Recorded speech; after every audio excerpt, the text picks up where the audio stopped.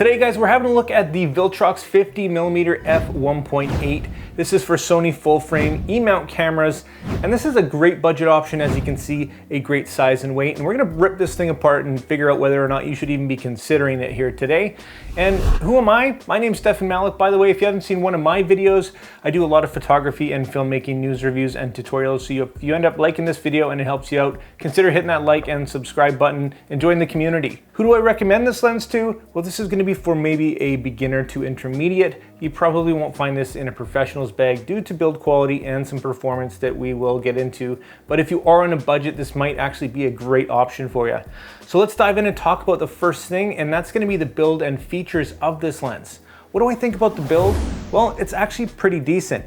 It does have a pretty good feeling to it. It's well built, you can tell, and it does have a composite or a plasticky build or construction, but it does have some metal elements as well. Now this lens does not have any buttons or switches, but you will find an aperture ring on here, which you video shooters will love.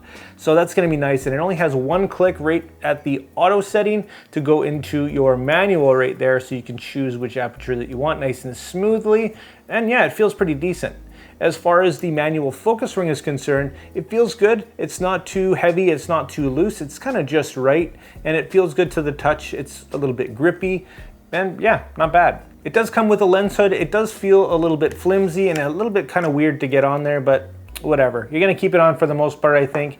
It's got little 55mm filter threads here, and you can definitely tell that it does have some coatings on there. So Viltrox has gone ahead and put some coatings on there to help with ghosting and flare, no doubt. On the back of the lens, you'll find a metal mount, and unfortunately there is no weather sealing gasket here for you. No little rubber gasket, which kind of does suck to see these days, but it's not the end of the world. It is quite tight fitting, and there is a little bit of a lip here with the metal part, so it does fit actually pretty firmly onto the camera. It just would have been nice to see. You will notice though it does have a USB Type-C connection here, and that's to quickly and easily update your firmware. But once again, if you are obviously in heavy rain or submerging your camera, I don't know how waterproof this little port here or the entire thing in general is actually going to be, so do keep that in mind. But the size and the weight is absolutely fantastic for a 50mm f1.8. They've done a great job. So decent build, great compact size here, no buttons or switches, but it does have that aperture ring, and overall for build, I give this lens 4 stars. Next up, when it comes to the value of this lens, coming in at around $379 US, it is one of the lower priced 50mm available. There's of course the nifty 50 from Sony, but it really doesn't have the greatest performance.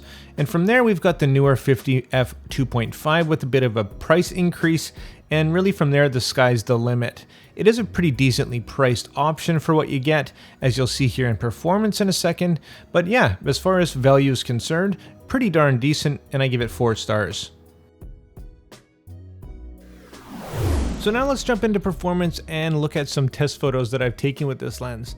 And I have to say I am quite pleasantly surprised. The fast f1.8 is going to contribute to some beautiful renderings, some really nice creamy out of focus backgrounds. This is going to be a great budget portrait lens. You're going to get some really great results, a step up over the kit lens for sure. Now this lens doesn't perform flawlessly in every situation of course, but in terms of autofocus, which we'll have a look at in a second, it is quite snappy. Now I wouldn't recommend this lens for something like action or sports. It's just really not able to keep up, as you can see here, especially at closer focusing distances, but for the majority of your average shooting, it's going to perform just fine. This lens's minimum focus distance is a less than impressive 55 centimeters or about 1.8 feet. Nothing to write home about, so you won't be using this thing for any kind of macro work, that's for sure. Now in terms of sharpness, this lens is decent with a few exceptions, which we'll dive into here in a minute with a detailed look, but again for the price, it's about what I'd expect. Now the nice fast f1.8 and 9 aperture blades will give you some really nice bokeh, but unfortunately it will be accompanied by some color fringing or chromatic aberration, as you see here. Once again, not a total deal breaker, but something to be aware of. And here's a look at the autofocus speed and accuracy in real time. As you can see, definitely not a problem when it comes to the quickness. You can notice a bit of that chromatic aberration that I spoke of earlier. And as far as focus breathing is concerned, it is quite well controlled.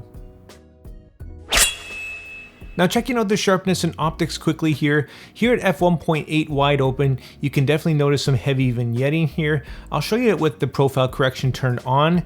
That is a pretty dramatic difference, but it also does improve as you stop down a little bit. So taking that off once again, let's have a look at the sharpness. Now over here you see a little bit of haziness, and this is because my light isn't perfectly centered, I think. So we're gonna go over here with the left and have a look at the sharpness. Wide open in the center, the sharpness is decent and there's a little bit of color fringing to note. And the corners are actually a little bit better than I expected them to be.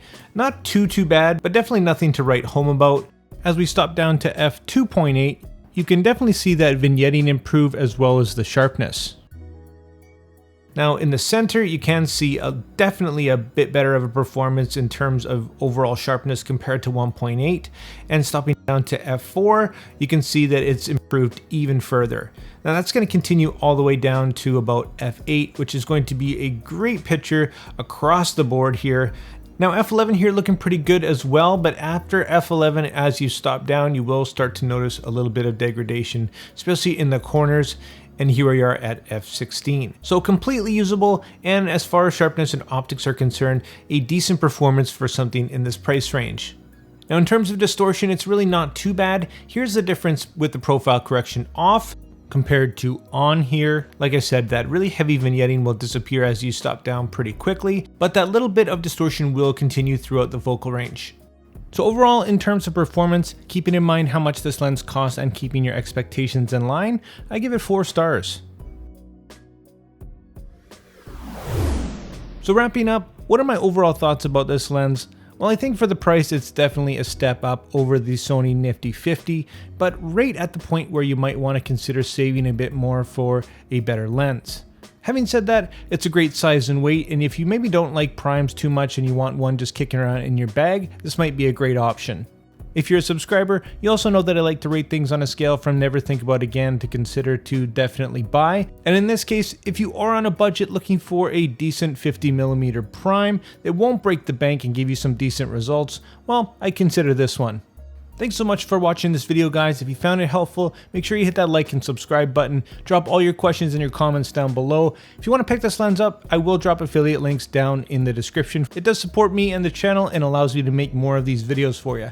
Anyways, like always, make mistakes, be yourself, and get out there and take some more pictures. See you in the next one.